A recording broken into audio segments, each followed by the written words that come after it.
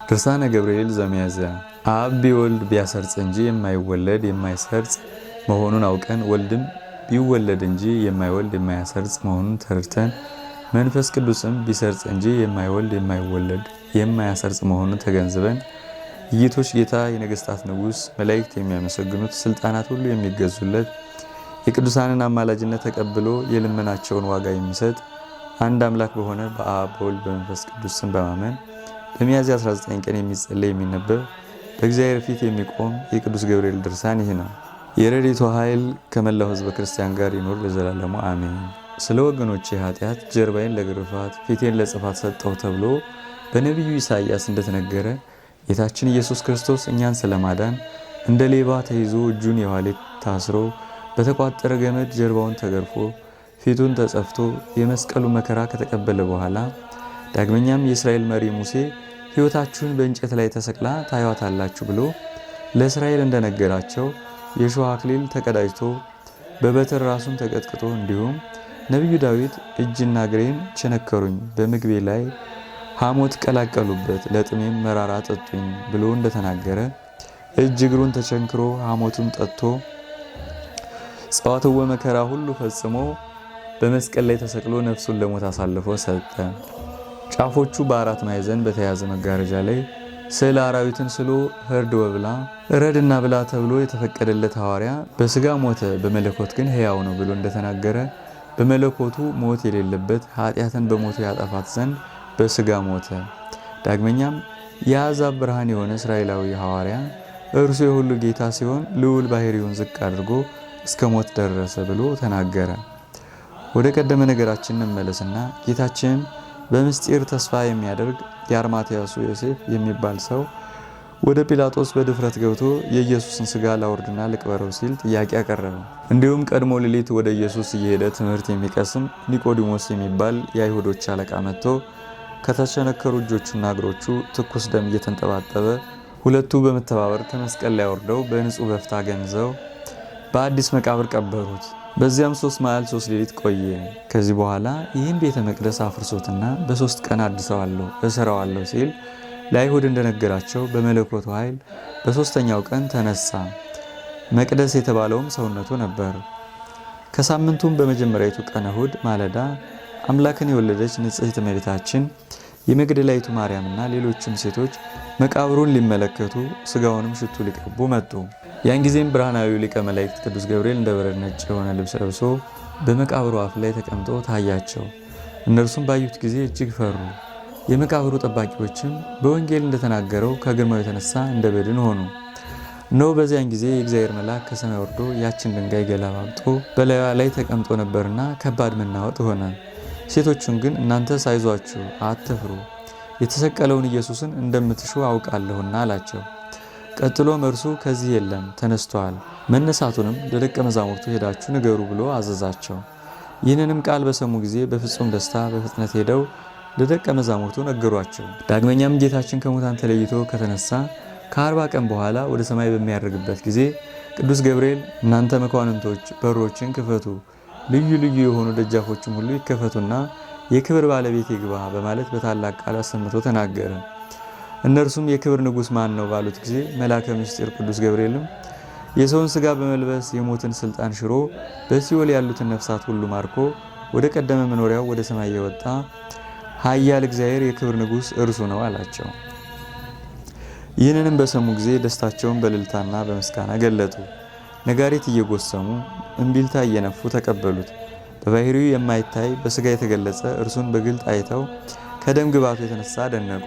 የፊቱን ብርሃን ለማየት ሲመኙ የኖሩና በመለኮቱነቱ እሳት እንዳይቃጠሉ በመብረቅ መጽሔት ፊታቸውን ሲሸፍኑ የነበሩ መላእክት አይተው ጠገቡት። ከመንፈስ ቅዱስ አብራክ የተገኛችሁና ከቅድስት ዮርዳኖስ ማኅፀን የተወለዳችሁ ሥጋውን በመብላት ደሙን በመጠጣት ያደጋችሁ እናንተ የሰማያዊ መንግሥት ልጆች ሆይ አስተውሉ፣ ተመልከቱ። ይኸውም ተሰጥቶ የማያልቅ የዘላለም መሥዋዕት ነው። ሊቀ ካህናት እንደመሆኑ ራሱ መሥዋዕት አቅራቢ ሲሆን ይህ ስለ ኃጥአን ቤዛ የተሰዋ ንጹሕ በግ በመለኮቱ ከአባቱና ከመንፈስ ቅዱስ ጋር መሥዋዕት ተቀባይ ነው። የሊቀ መላእክት ቅዱስ ገብርኤል የቸርነቱ ብዛትና የምስጋናው ክብር እጅግ ድንቅ ነው።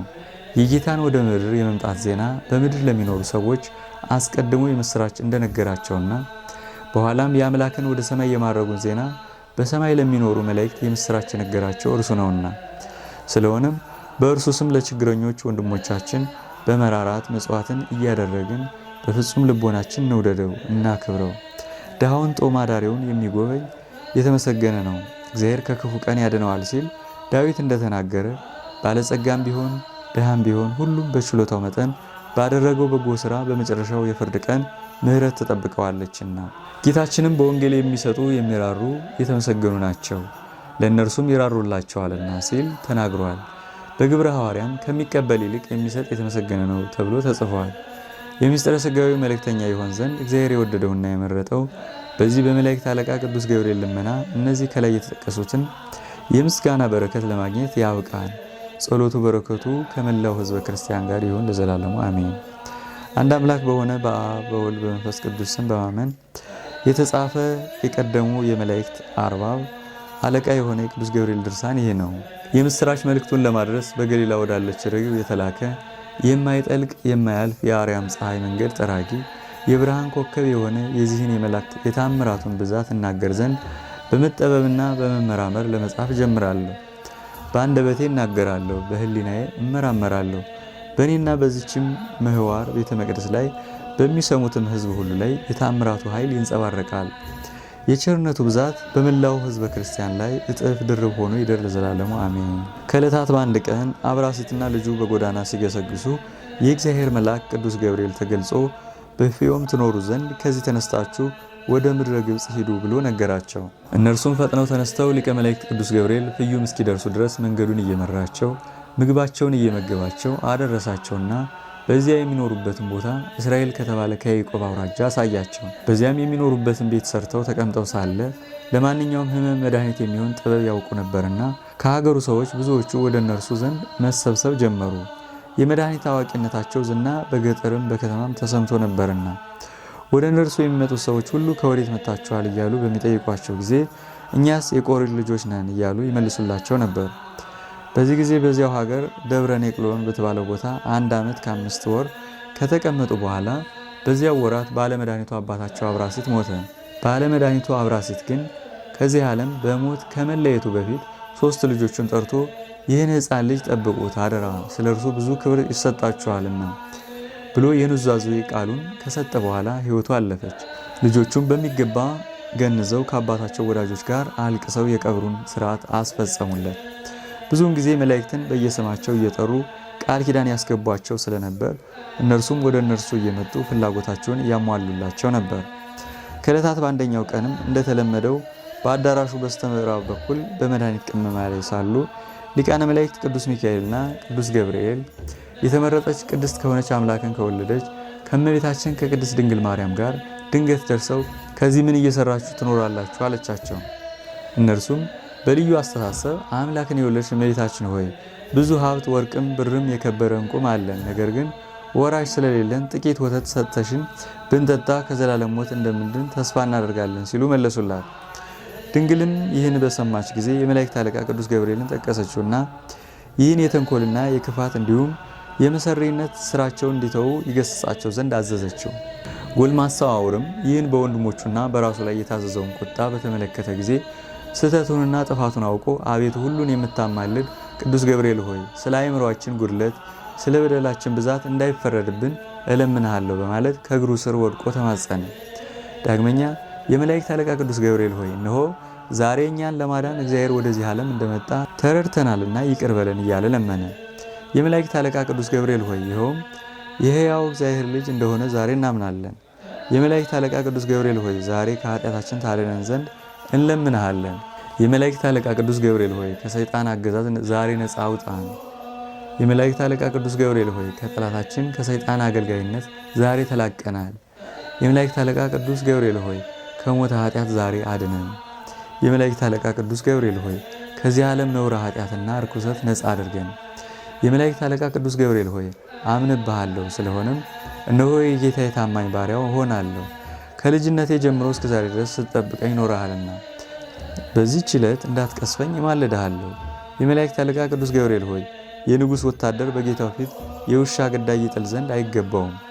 የመላእክት አለቃ ቅዱስ ገብርኤል ሆይ በእውነት እናገራለሁ እነሆ እኛ ከአራዊትና ከእንስሳ ከሰውም ፍጥረታት ሁሉ የረከስን ነን፣ እነርሱ የፈጠራቸውን ጌታ ያውቃሉና። እኔና ወንድሞቼ ግን ዓለሙን ሁሉ የፈጠረውን አምላክ ትተን አምላክነት ለሌላቸው ርኩሳን አማልክት ተገዛን፣ ፈቃዳቸውንም ፈጸምን። የመላእክት አለቃ ቅዱስ ገብርኤል ሆይ እንዲህ አይደለም። ስለ ኃጢአታችንና ስለ አእምሯችን ጉድለት ለፈጣሪያችን ሰውነታችን ባላስገዛን ፍጹም በድን በሆነ በረከሰና በከረፋ ስጋችን ላይ ንጹሕ ጦር በእኛ ላይ አታነጣጠር። እኛን ለተሸከመች ማኅፀን ወዮላት፣ እንደ መቃብር በደፈነችን በተሻለን ነበር። ተወልጄ የዚህን ዓለም የፀሐይ ብርሃን ላየሁ ለእኔ ወዮልኝ እንጃ። ይህ ታላቅ ኃጢአት ከሥጋዬ ጋር ተጣብቆ እንዳይኖር እሰጋለሁና አቤቱ ከእኔና ከወንድሞቼ ላይ ይህ የጥፋት መቅሰፍት ይወገድልኝ። ጎልማሳ አውርም እኛ ሟቾች ነን፣ ነገር ግን አንዳችስ እንኳ በጎ ሥራ የለንም እያለ ይህንንም የመሰለ ሁሉ በመናገር ከሊቀ መላእክት አንዱ ከሆነው ከቅዱስ ገብርኤል ፊት ሰገደ።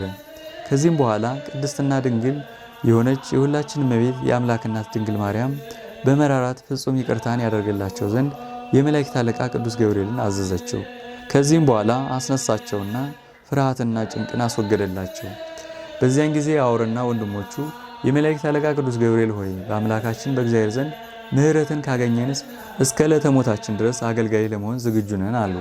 ቀድሞ ለርኩሳን አማልክት በመገዛታችን ድንጋጼ አድሮብን ነበር፣ ዛሬ ግን ነፃ ወጣን። እነሆ ዛሬ ከሚያመሰግኑ መዘምራን ማህበርና የታመኑ ከሆኑ ከጌታችን ከክርስቶስ ወገኖችም ጋር አንድ ሆንን። እነሆ ዛሬ ከኃጢአት ሞት አመልጠን ነፃነትን አገኘን። የምህረት አምላክ በሆነ በጌታችን በኢየሱስ ክርስቶስም በማመናችን ቤተሰቡ ሆንን። ዳግመኛም ከአስማተኝነታችንና ከሌላም ሁሉ ተላቀን በዚህ እንገኛለን። ከሞተ ኃጢአት ታድነን ዘንድ ለአማላጅነትህ ለይቅርባይነትህ በፍጹም ገናነትህ ክብር ያለኝን ሁሉ ለአንተ እሰጣለሁ አለ። የመላእክት አለቃ ቅዱስ ገብርኤልም እንዲህ ሲል መለሰ። በእውኑ እኔ እንደ ምድራዊ ንጉሥ ጭፍራ ነኝን? ወይም ደግሞ እንደዚህ ዓለም ሰው የዚህን ዓለም ገንዘብና ሀብት የምፈልግ ነኝን? ዳሩ ግን የእኔ ፈቃድ ሁልጊዜ መታሰቢያ የሚደረግባት ስሜ የሚጠራባት ቤተ ክርስቲያን እንድትሰሩ ነው። እኔም የሚያስፈልጋችሁን ሁሉ እሰጣችኋለሁ። ጌታዬና ንጉሴ ኢየሱስ ክርስቶስም ኃጢአታችሁን ይቅር ይላችሁ ዘንድ እማልደዋለሁ አላቸው።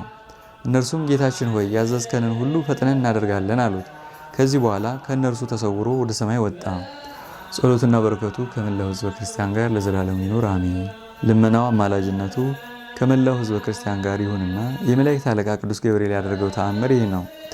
በአንድ ኔቅሎን በሚባል ሀገር የሚኖሩ ሰዎች በሊቀ መላእክት ቅዱስ ገብርኤል ስም ቤተ ክርስቲያን ለመስራት በተነሱ ጊዜ ቅዱስ ገብርኤል በፊታቸው እየተመላለሰ ቤተ ክርስቲያኑ የሚሰራበትን ቦታ ቀየሰላቸው። እመቤታችን ድንግል ማርያምን መካነ ንጹሐንና የታቦቱን መቋመ መንበር አመለከተቻቸው። ቀጥሎም ለጣራና ለግድግዳው እንዲሁም ለመዝጊያና ለአምዱ መቆሚያ የሚሆኑትን ቦታዎች ሁሉ ካዘጋጀላቸው በኋላ ከቤተ ክርስቲያኑ ሕንፃ የተረፈውን ቦታ ማለት በረንዳውን ለሕዝብ መጠለያ ይሆን ዘንድ በያዘው በትረ ወርቅ ለክቶና መጥኖ ሰጣቸው። ከዚህ በኋላ የመላእክት አለቃ ቅዱስ ገብርኤል ባርኳቸውና የማበረታቻ ቃል ሰጥቷቸው በታላቅ ክብር ወደ ሰማይ አረገ። አውር ግን በዚህ ዕለት የተደረገውን ተአምራት ሁሉ ይመለከት ነበር። እነርሱም ቅዱስ ገብርኤል ተገልጾ ይህን መመሪያ ከሰጣቸው ከ8 ቀን በኋላ ለቤተ ክርስቲያኑ ሥራ መሠረት ጣሉ። አናጺዎችና የቀን ሠራተኞችም ሁሉም በየሙያቸው ተሰብስበው በታላቅ ደስታ ለቤተ ክርስቲያኑ የሚያስፈልገውን ጥሬ ዕቃ ማቅረብ ጀመሩ።